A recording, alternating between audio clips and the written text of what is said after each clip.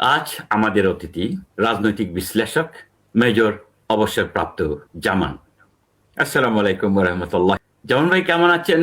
আসসালামু আলাইকুম।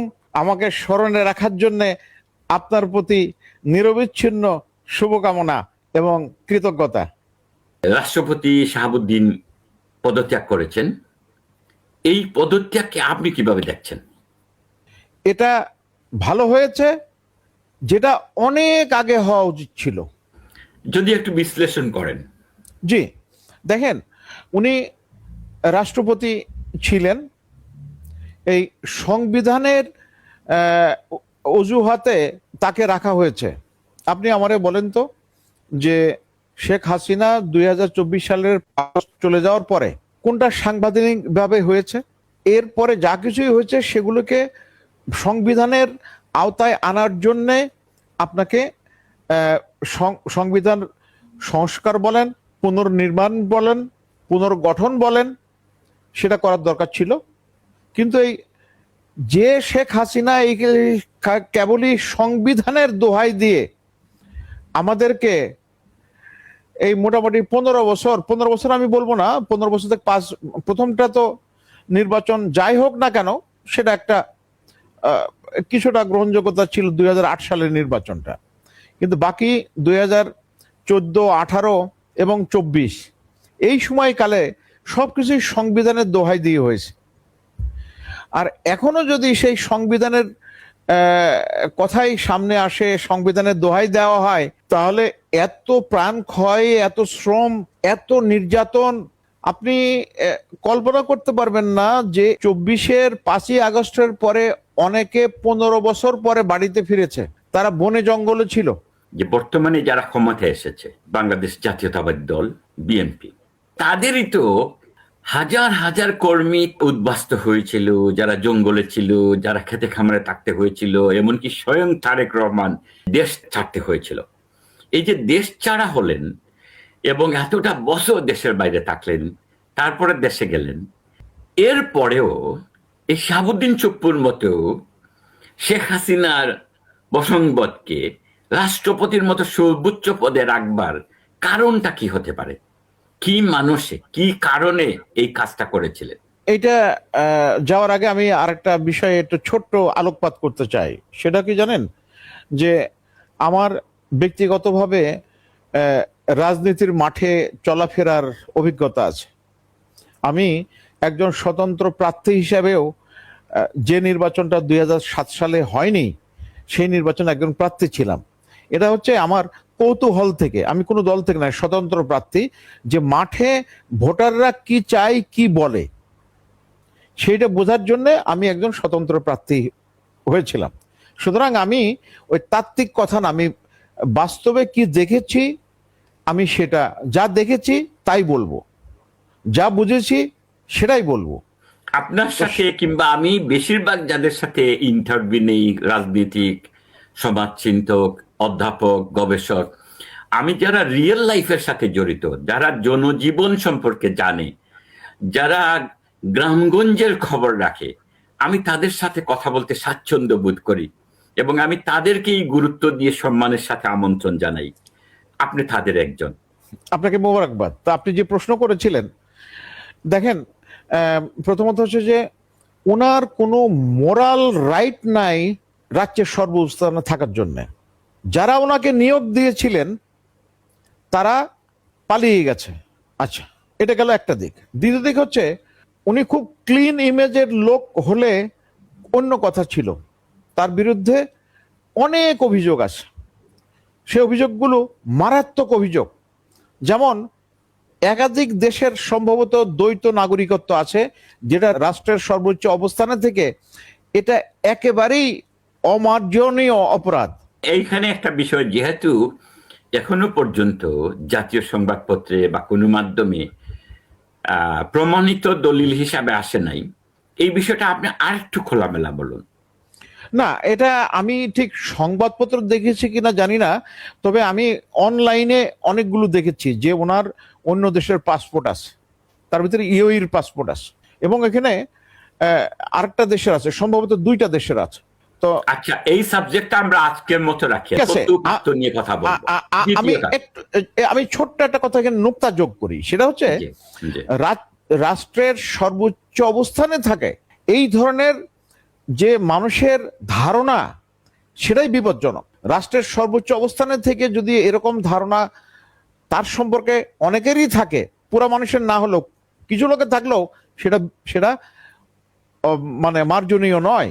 রাষ্ট্রের সর্বোচ্চ পর্যায়ে এই ধরনের নীতিগত মোরালিটির সাথে জড়িত, মানে নৈতিকতার সাথে জড়িত বিষয়ে প্রশ্ন উত্থাপিত হলে এটা তো জনগণের দায়িত্ব না প্রমাণ করা, এটা রাষ্ট্রের দায়িত্ব প্রমাণ করা কিংবা চ্যালেঞ্জ ছড়ে দেওয়া।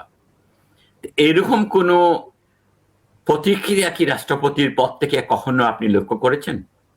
না, উনি উনি সবচেয়ে ভালো হতো, উনি যে অভিযোগগুলো উঠেছে এটা ওনার বিভিন্ন সূত্র থেকে ওনার না জানার কথা না। ওনার একটা প্রেস উইং আছে, প্লাস গোয়েন্দা সংস্থাগুলোর উনি সাহায্য নিতে পারতেন। তাহলে সেটার পরিপ্রেক্ষিতে উনি যদি একটা ক্লিয়ার মেসেজ দিতেন যে এই ধরনের তথ্যগুলো আসছে যেগুলো কোনো সত্যতা নেই, তাহলে পরিষ্কার হয়ে যেত। আচ্ছা, নৈতিকতার বিষয়ে যেসব প্রশ্ন এসেছে, যদি সামান্য পিছন থেকে আসি, ধরেন ইসলামী ব্যাংকে উনি এসালম গ্রুপের হয়ে তিনি কাজ করেছেন, যাকে হাজার হাজার কোটি টাকা আত্মসাতের দায়ে যিনি অভিযুক্ত কিংবা দায়ী, এবং দুদকে তিনি কাজ করেছেন, এবং সেই সময় খালেদা জিয়ার মতো পার্সোনালিটিকে উনি অভিযুক্ত করবার দুঃসাহস দেখিয়েছেন। এইসব বিষয়ে আপনার কি প্রতিক্রিয়া? আপনি খুব সুন্দর প্রসঙ্গ এনেছেন, এবং আমার খুব মানে আমার খুব কষ্ট লাগে যখন বর্তমানের দেশের দায়িত্বে আছেন বিএনপি, এই বিএনপির কিভাবে হেনস্থা করা হয়েছে বেগম জিয়াকে, এবং যে কেসের কোনো মেরিট নাই। কারণ ওই টাকাটা শুধু পদ্ধতিগত একটা ভুল হয়েছে, যেটাতে বেগম জিয়ার কোনো ব্যক্তিগত সংশ্লিষ্টতা নাই, ওনার কোনো এটা একবারে স্বচ্ছ ক্লিয়ার, এটা দুনিয়ার সবাই জানে। খালেদা জিয়ার এখানে দুর্নীতির প্রশ্নই আসে না। এইভাবে গুলায় পেশাইয়া খালেদা জিয়ার মতো একজন সংগ্রামী নারীকে দোষী করা, জরিমানা করা কিংবা হেনস্থা করা, এইসব করার ক্ষেত্রে যার ভূমিকা আছে বিএনপির মতো দলে, আচ্ছা দলের ভিতরেও কোন দল থাকতে পারে, কিন্তু তারেক রহমানের মা, জিয়াউর রহমানের স্ত্রী, বাংলাদেশের 3 বারের প্রধানমন্ত্রী, তাকে যিনি এইরকম হেনস্থা উপযোগী করলেন, সেই লোকটাকে সর্বোচ্চ রাষ্ট্রের সর্বোচ্চ ব্যক্তি হিসাবে গ্রহণ বিএনপি বা তারেক রহমান কেন করেছিলেন? আপনার কি ধারণা? আমার এটা বুঝে আসে না। আমি জনগণের একজন হিসাবে, আপনি জনগণের মুখ থেকে শোনা কথা থেকে যদি কিছু বলেন, কেন এটা হলো? রাইট, আমি আপনি কয়েকটা তথ্য দিয়েছেন, সেটার পরিপ্রেক্ষিতে ওটার এনে তারপর আমি আমার মতামতটা দিচ্ছি। সেটা হচ্ছে উনি দুদকে ছিলেন, এবং দুদকে ওনার মোটামুটি কর্মপরিধিটা এরকম যে এক্স ওয়াই যেটার নামে অভিযোগ আসবে সেই অভিযোগটা আপনি তদন্ত করবেন, যে না সরকার বিরোধী দল এবং নিজের দল কাউকেই ছাড় দিচ্ছেন না, এরকম একটা ভাব দেখানোর জন্য। সো ওই তদন্ত হলো, এটা হচ্ছে লোক দেখানো একটা মানে কার্যক্রম। যেমন বেগম জিয়ারটা সবচেয়ে বড় উদাহরণ, যে অপরাধ না হওয়া সত্ত্বেও তাকে অপরাধী করা হয়েছে। এবং হ্যাঁ, আমাদের এখানে বিচার বিভাগের মানে